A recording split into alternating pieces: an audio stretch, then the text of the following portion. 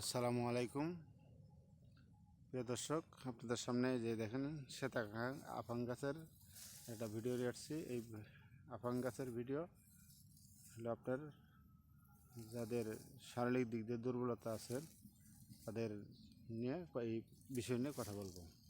এটা হলো আপনার এই দেখেন এই শ্বেতা আফাং গাছের শিকড় এবং মধু অথবা কালিজিরা দিয়ে আপনারা মধু অথবা কালিজিরা দিয়ে এই শিকড় প্রতিদিন 1 ইঞ্চি পরিমাণ কাটিয়ে নিয়ে আপনারা খাবেন।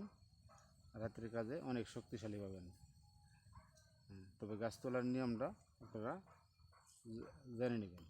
গাছ তোলার নিয়ম হলো, সত্যযুগের গাছ তুমি কলিযুগে যাগো, যে কাজে লাগাই তুমি সেই কাজে লাগো, দোহাই তোমার ধর্মের। এই কথা কয়ে এক নিঃশ্বাসে উত্তর দিক কোনায় পূর্ব উত্তর দিক কোনায় হয়ে আপনারা গাছটা এক নিঃশ্বাসে তুলবেন। তোলার পরে আপনারা এই গাছটা যেমনি লাগাবেন আল্লাহর নামে ইনশাল্লাহ সেইভাবেই লাগবো। ভিডিওটা যদি ভালো লাগে অবশ্যই পেজটা ফলো করবেন, শেয়ার করে দেবেন, কমেন্ট করবেন কমেন্ট বক্সে। ধন্যবাদ সবাইকে।